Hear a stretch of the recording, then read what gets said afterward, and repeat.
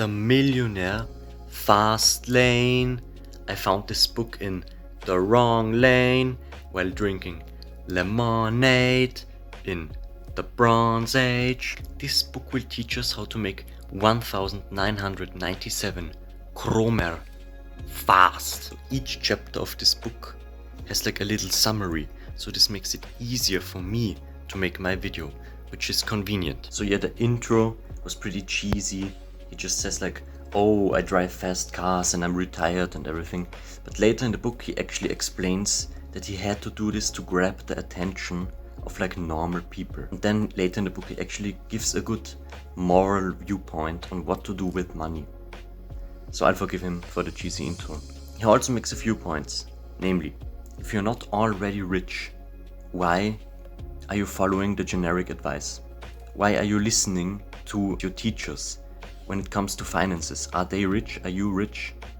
No. Why listen to them? Then he also explains how subscribing to Leonard Place is a foundational pillar of wealth, okay? Because Leonard Place uploads entertaining and educational videos on how to develop yourself and become a better man. If you're interested in that, you need to subscribe right now for $69,420, okay? Chapter 1.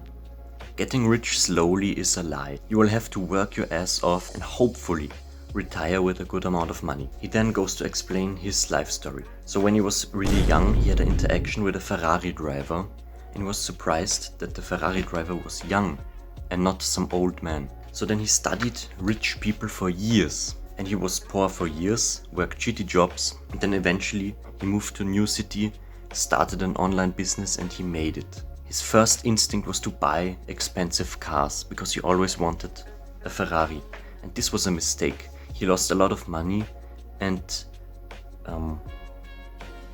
but he learned from his mistakes, and now he's like truly retired, truly rich. And he also explains that you shouldn't immediately buy things just to appear rich when really you're struggling to afford it. There are 3 roads: the sidewalk, the slow lane, and the fast lane. Chapter 3. The sidewalk. What mistakes not to make. So the core concept of the sidewalk is to sacrifice the future for the present. So that's instant gratification, a concept often talked about in the self-improvement niche. Basically, the concept of the sidewalk is just to buy whatever you want, take credits to buy expensive cars just to appear rich, and be completely financially irresponsible. Sometimes sidewalk people are actually high-income people, but you just can't handle money well. He then explains how owning expensive shit doesn't make you really rich. You need relationships, health, and liberty, and then money on top, and then you're truly rich. Money can also make you more happy. So it's not that money can't buy happiness, that's not true. You need to use it correctly. Money can make you more free and allow you to do more things, and that will make you more happy. But if you have to work your ass off your entire life, then it will make you unhappy. Stop believing in luck. You need to put yourself in situations where you can be lucky. If you don't try, you can't succeed. Events are caused by processes. So if you don't work on something already, luck can't strike you. There are many examples of entrepreneurs who seemingly got lucky, but nobody talks about how hard they have tried before until they eventually got lucky. The slow lane is essentially just the mainstream lie that you've been sold. Get rich slowly, work your ass off, don't buy coffee, invest in index funds, and retire in peace when you're 70 years old and have back pain, okay? Basically, working a job is not a good idea if you want to be rich, because you can't really control anything in your job, right? So that's ULL, uncontrollable limited leverage. You can control it and you can't scale it. You can't really ask for a 1000% raise or something. So the only thing that slow lane people can leverage is how much they spend. So this is why they live a very poor life in hopes that one day they will retire with a good amount of money. Also then he says that 1 million due to inflation isn't that much anymore. So if you want to consider yourself rich and buy expensive cars, 1 million is not enough. 10 million then you can live the life of the rich people. Finally, after telling you what not to do, he talks about the fast lane, what to do. So basically, the fast lane isn't as risky as you think. The reason why most businesses fail is because they don't meet the criteria of a fast lane business. A fast lane business is completely controllable, so if you fail, you made a mistake. So he talks about CUL, controlled unlimited leverage. So you can control it and you can grow exponentially with no limit essentially. He says that getting rich fast and getting rich easy is not the same thing. Get rich quick is possible. Get rich without working is a scam. He says that you need to become a producer, not a consumer. So an entrepreneur, a creator, an inventor. He says the following: if you just make €1, a dollar, I don't know, more per sale, that is a lot more revenue per month. So this is called a multiplier. You sell a product to millions of people and you just make €1 more per sale, that scales a lot. So basically the formula to Fastlane money is sold units times the revenue of the thing that you sold. Selling 1 million of anything really will make you rich. Sell a pen 1 million times with $1 profit, you're a millionaire. So this is the law of affection. Influence millions, make millions. Your income correlates with the perceived value that you bring to the market. It's very logical. Also, you want passive income. So you want basically a money tree that you can plant. So a system that works even if you're not there.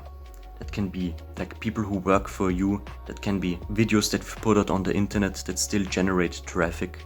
So anything that doesn't require you to be here and work is passive income. And that's what we want. Obviously, you still want to work on optimizing your business, but it's a system that works on its own.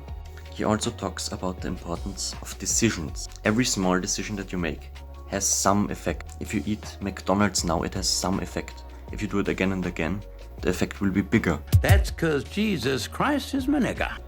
Constantly making the right decisions is vital if you want to be successful and rich. Decisions cause processes, which are kind of like habits. Those generate events, which are seen as luck.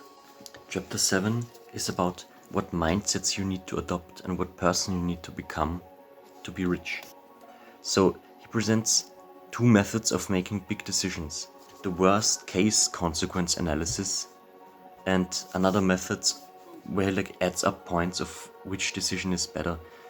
Yeah, I can show it on screen if you want, I don't know. So basically, you need to use your past as motivation, but don't let it hold you back. If you made mistakes in the past and you think that you're a loser or something, the universe doesn't have a memory. So you can just try again.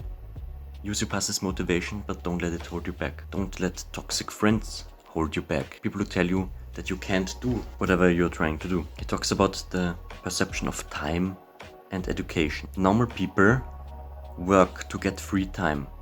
Fastlane people set systems in place so that one day they will have infinitely free time. Education for normal people stops when they're done with school or university. If they go to university, they do so to increase their value on the market. Fastlane people educate themselves on their own to learn something that they can apply in a way that they want. There is a difference between intelligent and stupid risks. Stupid risks have long-term consequences and the benefits aren't even that great. Intelligent risks have only short-term consequences and high rewards. So the last chapter just gives some general tips on business success. So some businesses, some people who are their own boss, are really just working a job. They are not having a fast lane business that meets the criteria for businesses that will actually give you financial freedom. So you need to meet the sense model: control, entry, need, time and scale. Control means that you can control all the variables, which can lead to exponential growth. Entry means that not everyone can copy you that easily. Need means that you're not just doing something because you think it would be a cool idea, but because there's actually a need for it in the market. Time, you don't have to work your ass off just to make some good money, because that's what you do in a job. You want to put systems in place so that the whole thing runs a little bit on its own. Scale means that there's no upper limit to your growth. So if you just own one coffee shop, there's like a limit to how much you can make. There are the 3 I's: internet, innovation, and international iteration. These are just 3 good roads to success. In the internet you can make a lot of good money. Innovation just means you have a new idea. It doesn't need to be completely new. And international iteration means that even if it's not something that's online, at least you can grow your business worldwide or countrywide. So if you own one coffee shop, that means you can expand it and make more coffee shops. It talks about innovations and new ideas. You don't need your idea to be completely new. Take an old idea and add some value to it, make it better. There's some really stupid examples to this. For example, the guy who took vodka and packaged it in like a skull bottle became a millionaire. He didn't invent vodka, but still he added something to it and became a millionaire. Also probably a lot of people already have your idea.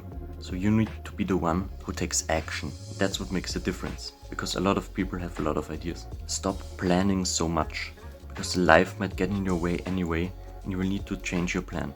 So stop obsessing about your business plan and just start. He then talks about how good customer service is vitally important, because generally people expect bad customer service, right? So if yours is very good, that's like a huge bonus point. Also, happy customers will spread the word for you, so they will tell their friends how good your product is, how good your company is. The same with marketing. If your marketing is good, your product can be very mediocre if you sell it the right way. He doesn't really talk too much about how to sell your product the right way, but he gives 5 pillars. 2 of them are risky and you need to pay attention to the context if you use them. Polarizing and sex sells. For example, using like a sexy thumbnail can get you views, but be careful, okay? It might ruin your reputation. Same with polarizing. Saying controversial stuff can be a good way to grow your presence, but it's also very risky. The other 3 pillars are just appeal to emotions, add some degree of interactability, so that would be a free trial or something, and be unconventional. He then talks about trust. Anyone who works for you or with you as a business partner, you can't just trust them blindly, right? Even though they might be your friend or something. If they don't have the same interests, then it might end badly. He talks about competition, so people who are having the same business model as you. You can learn from them, but you shouldn't obsess about what your competition is doing. Just focus on your own thing, just grow your own business. Every now and then you can check on your competition to maybe get new ideas. He then says that you shouldn't be too underpriced. If you're selling a product for a high price, people will assume that it has a high value, so you might actually be able to sell things for a higher price than you think. The same even applies to jobs. You might not even look for jobs that pay well because you think that you don't deserve it or something. That might be a mistake. Lastly, he talks about the fact that you shouldn't be like a polyamorous entrepreneur. One business at a time, okay? Don't come here with new business ideas every day when you can't commit to them, okay? So maybe one day you can sell your business and start new, start fresh, or maybe you can just retire, or maybe you want to keep going. It's your decision. So I really like this book. It's not only a book on how to make money, but on how to keep it, how to grow your business, and how to live happily with money and how to spend it wisely. It doesn't tell you what business model to copy, but instead what person to become, what mindsets to adopt, and what a fast lane business really is. If you liked this video, make sure to like this video and share it with your friends, okay? If you have any, okay? Which is unlikely as you watch Leonard, please, okay? But please subscribe on the channel right now and suck my balls.